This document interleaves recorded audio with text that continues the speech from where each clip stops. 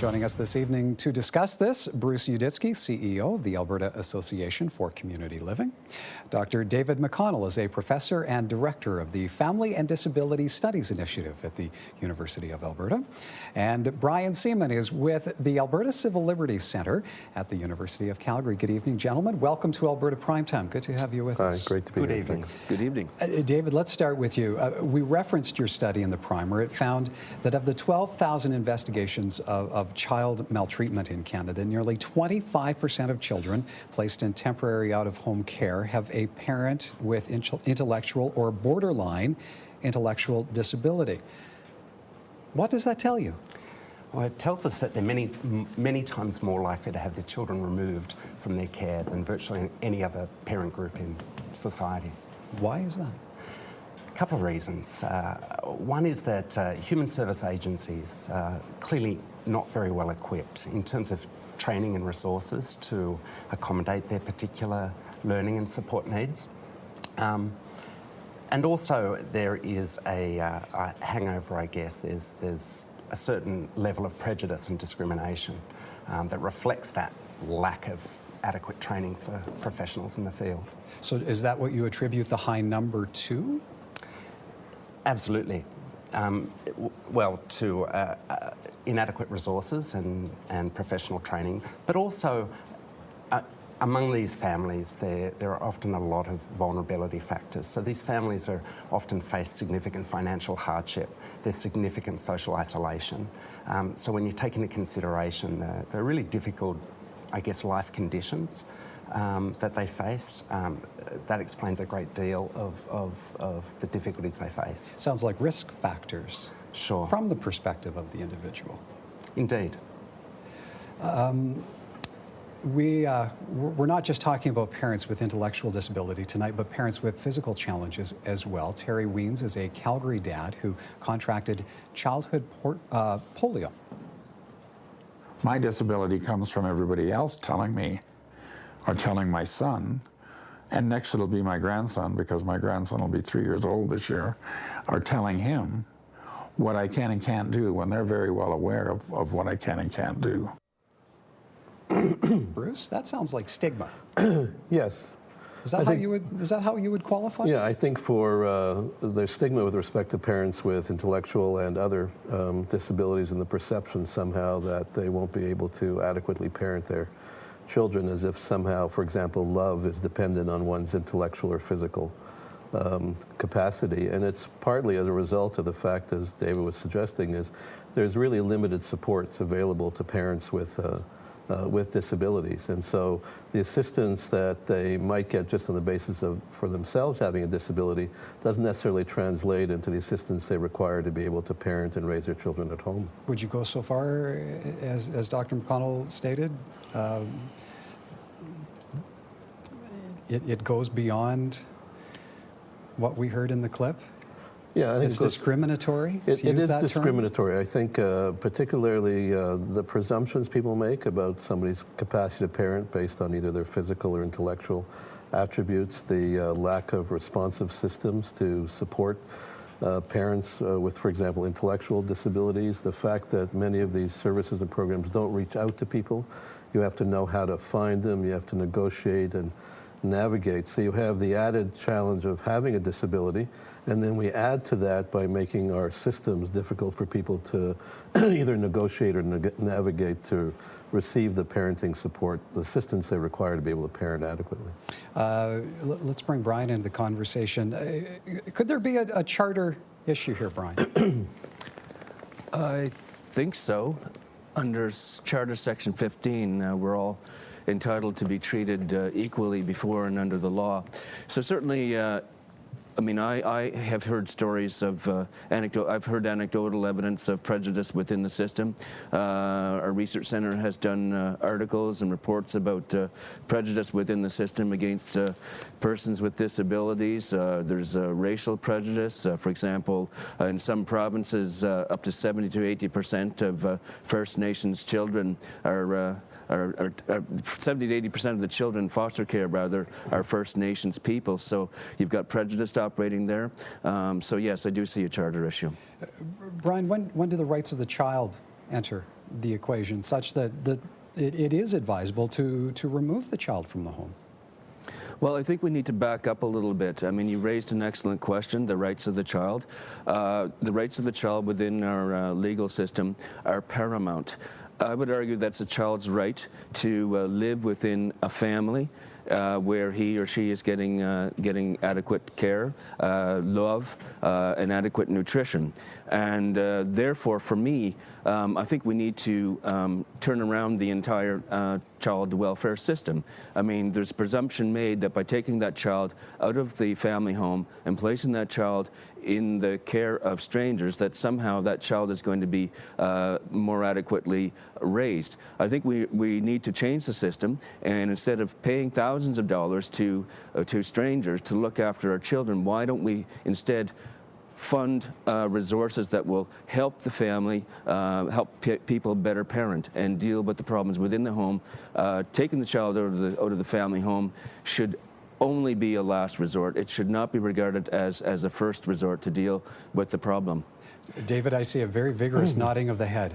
Yes, well, we know, I mean, we have research in this field going back decades and decades. We know that with appropriate support, parents with even moderate intellectual disability can learn, adapt and overcome, parenting deficits with appropriate support. The problem is twofold, really. Firstly, the presumption that they cannot learn, which is widespread, that they're somehow frozen developmentally, eternal children, if you like. That's one issue.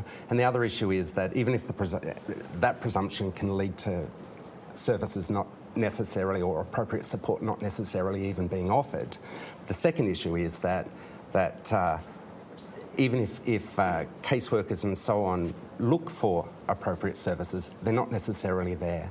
In the research world, we have programs designed for and proven to be quite effective, but those programs need to be more broadly disseminated. Agencies need to be equipped with the resources that we know work.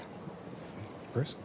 Yeah, I think that's absolutely true. I mean, we've actually seen cutbacks to some of these very necessary support. So at one point in time, we had funding for staff to work specifically with parents with intellectual disabilities, worked with large numbers of them, were able to help them raise their children at home, to be able to stay out of the child welfare system when that was possible. That was eliminated in 2009. So right now you have really a patchwork of supports. If you're lucky enough as a parent to find a program and the right program. Often some of the programs designed for people challenged with parenting are not at all designed for parents with intellectual or other disabilities, and so they fail in those programs because in effect the programs fail them. The consequence, of course, is a family torn apart unnecessarily. We're going to explore that a little bit more when we come back. Many experts agree it is in the best interest of the child to keep the family unit together, but are parents with disabilities reaching out for help? And if not, why not? We'll explore more of that after the break. And tell us what you think by following the contact links at albertaprimetime.com. More with our panel in a minute 30. It is said parents with disabilities are often afraid to speak up or seek help for fear their children could be taken away. And that's one of the reasons why Velvet Martin is looking to expand Samantha's law to include protection for parents with disabilities. We're finding that if they do come forward, they face the loss of their child. So instead, what they're doing is they're refraining from accessing medical services whatsoever. And that's a very frightening thought. But they're afraid that they'll be targeted, and rightfully so. So, Brian, Velvet Martin is looking for a change in legislation, much as happened with the original Samantha's law. Is this the kind of protection that needs to be afforded here? I absolutely think that Ms. Martin is on the right track. We need to change our thinking. We need to change our philosophy, change our attitude away from thinking that children have to be removed and placed in foster care. We've seen there's anecdotal evidence, there's the evidence of experts that removing children from the care of their home, you're creating a damaged person, because I mean there's numerous well-publicized cases of children who've been abused indeed in foster care. So I really think that we need to change the law, and we need to change how we allocate our resources, and instead of spending thousands and thousands of dollars, giving thousands of dollars towards foster parents. Why not put that money instead into special programs that would assist parents with the parenting skills, and indeed provide them with the necessary resources they have to keep the family unit intact. David, you wanted to make a point before we went to break. Yeah, I would just make this point that, of course, children have to be protected. Our concern is with the unnecessary or unjust removal of children from parents, you know, in those situations where it's quite preventable. What do you mean by that, though? What's... Well, the first thing I would want to say is that, and in response to the clips you showed earlier, parents with disabilities can be wonderfully adaptive, but many will need some special assistance to, I guess, find ways to get around or over or under the limitations associated with their disability.